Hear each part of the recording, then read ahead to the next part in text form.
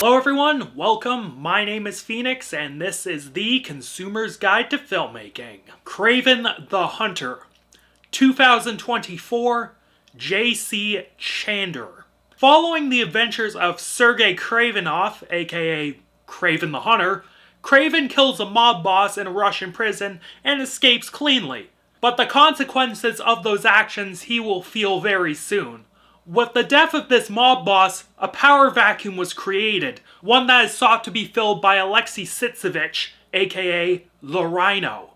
When his brother Dmitri is kidnapped by the Rhino, Kraven must find a way to take down Rhino and his gang before he loses his brother. So the final throes of Sony's Spider-Man universe wasn't as terrible as I thought it would be. It's still bad. It's still bad. It's bad. But it wasn't horrid, per se. What I wasn't expecting out of this movie was for it to be an R-rated experience. The sort of action I should have been getting out of the Venom movies, I got here. And it was quite entertaining. The action set pieces, while flawed in ways I will expound upon in a bit, were entertaining in terms of violence and presentation. The editing was not super nauseating, and the schlocky way some of the enemies were getting killed was quite entertaining. I really enjoyed Rhino's gang getting run over by a bunch of buffaloes. That was entertaining. But really though, in many regards, this film has many of the maladies that these other Spidey villain movies have. There was nothing particularly interesting about the film visually, aside from the obvious animal imagery used throughout it. They did some frame rate stuff, but it was nothing I hadn't seen in other movies before. The music was just as bland and forgettable as, the general cinematography. It occasionally dipped into some choir vocals that were pretty nice, and that aided in the atmosphere of certain scenes, but it was generally your typical orchestral action movie music. Nothing special. The bad stuff starts when we get into some of the audio design for this film. There is some atrocious ADR work in the film. Dialogue that was recorded in post for this film totally clashed with the scene it was used in, and actors' mouths were not matching the words and the audio, and the volume wasn't properly mixed. It was bad. And then there's the production design, which at this point I kind of just ignore in these fucking CGI slot fest cape shit films. The gore was a bit too computer generated and never quite had any impact. The action was fun. I appreciate, gore in a fucking cape shit film, but it wasn't that great. The biggest transgression when it came to CGI was the Rhino. That CGI creature looked really mediocre, and on top of that, he just didn't look good from a design standpoint. He was kind of tiny. Relatively speaking, he was kind of tiny, and the Rhino is big. He's supposed to be a fucking hoss, The acting is not the best in this film. In our lead role of Kraven, we have Aaron Taylor Johnson. I can appreciate that he is trying with this material. I can appreciate that. He learned a respectable amount of Russian for the role. He was looking supremely yoked. And at times he was engaging, but sometimes he was really wooden and off-putting. As well, I think there was a scene or two where his English accent slipped in a little. I think it was at the beginning when he was killing those poachers. The British in him sort of slipped out. It was really noticeable.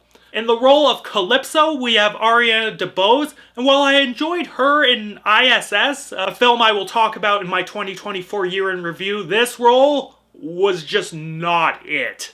Especially so when they had to ADR her in.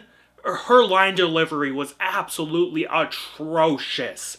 There was some really wooden-ass dialogue for her, and she just couldn't sell it at all. The only actors that were giving consistent performances in this film were our villains. Russell Crowe was here, and while he is becoming a bit of a beefy boy, he's getting a little portly, he was very entertaining as Kraven's dad. Alessandro Nivola was also very good as the Rhino. He was really entertaining in all the scenes he had. Chris Abbott played a character called the Foreigner. It's just a stupid fucking name for a villain. Like, really stupid. And Abbott gave an amicable performance.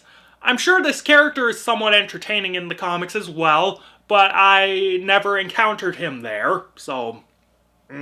But, as I said, Abbott was amusing in the film throughout, and he had an almost hypnotic sort of approach to speaking his lines.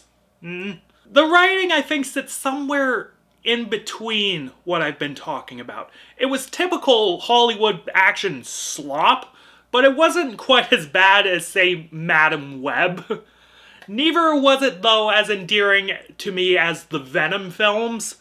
Like, I dig the character of Kraven the Hunter, especially in the Spider-Man 2 game. There's a full review of that on the channel, and I talk about it there. The dynamic between Kraven and his dad in the movie was mildly interesting, especially with that twist at the end.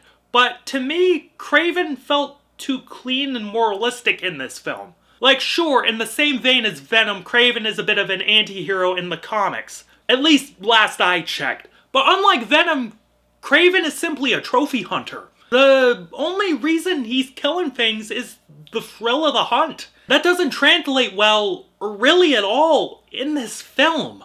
He's just your typical jacked up action hero in this. Keep the mobster backstory, that's fine, but have Kraven just be a hunter chasing down the most dangerous game of all, you know? And that's, you know, the fucking rhino. So yeah, Kraven the Hunter wasn't exactly a good film.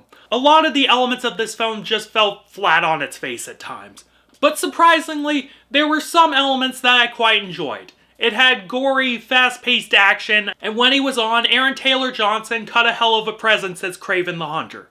Give him a decent Spidey script with him as a proper villain, and I think Aaron Taylor Johnson would be fine as Kraven. But this film sadly wasn't that. If you're morbidly curious to see how the final dregs of Sony's bullshit turned out, this film is a fine enough night out at the movies, I guess. Otherwise, I think you could safely skip this one.